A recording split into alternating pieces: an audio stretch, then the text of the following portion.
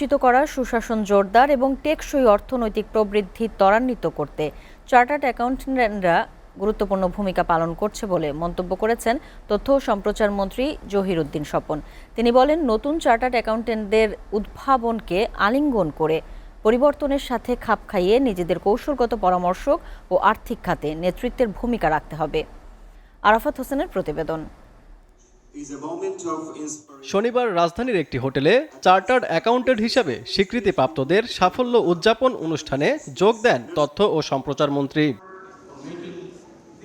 এ সময় তিনি বলেন, কৃত্রিম বুদ্ধিমত্তা ও ডাটা অ্যানালিটিক্সের মতো প্রযুক্তিগত অগ্রগতির সুবাদে এই পেশায় দ্রুত রূপান্তর ঘটছে।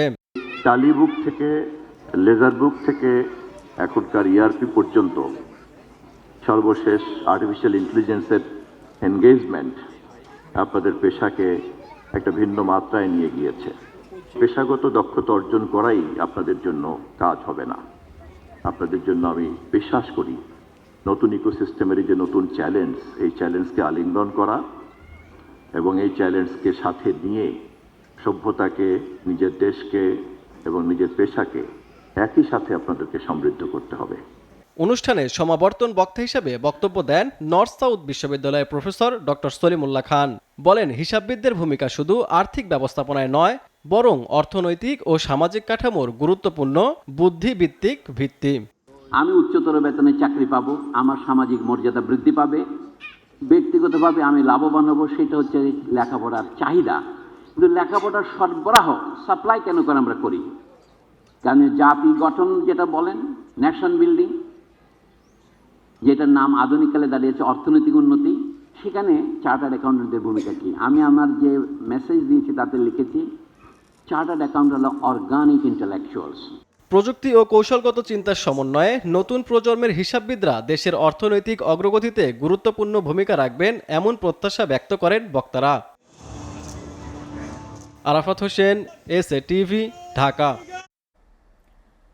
নানা সীমাবদ্ধতা সত্ত্বেও ঢাকাকে বাসযোগ্য ও জনবান্ধব করতে কাজ করছে সরকার, এমনটি জানিয়েছেন সড়ক, রেল ও নৌ পরিবহন মন্ত্রী শেখ রবিউল আলম রবি।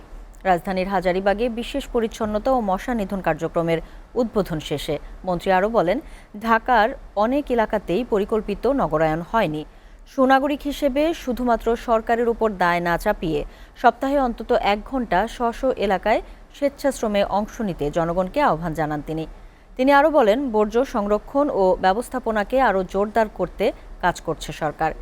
একই অনুষ্ঠানে ঢাকা দক্ষিণ সিটি কর্পোরেশনের প্রশাসক আব্দুস সালাম বলেন, বর্ষা মৌসুমে এডিস মশার বিস্তার রোধে আগেভাগেই কাজ শুরু করেছে সিটি কর্পোরেশন। কারণ আমরা খাবারে অনেক উচ্ছিষ্ট করি, এই খাবারগুলো যেখানে সেখানে ফেলি, এইটা নিয়ে কিন্তু অনেক অপচয় হয়, আবার নষ্ট হয়।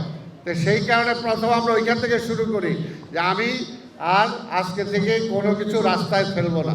তাহলে আপনাদেরও দায়িত্ব রয়েছে প্রধানমন্ত্রীর ডিজায়ারটা এবং দলের ডিজায়ারটাকে বাস্তবায়ন করবার, এবং তার মধ্যে অন্যতম হচ্ছে ক্লিন ঢাকা, তার মধ্যে অন্যতম হচ্ছে জনবান্ধব নগর। এবং সেটাখানে আপনি বসবাস করেন, আপনার নগর বিল্ড আপ করার ক্ষেত্রে আপনারও অনেক অবদান আছে, সেটা আপনাকে বুঝতে হবে, মানতে হবে এবং বাস্তবায়ন করতে হবে।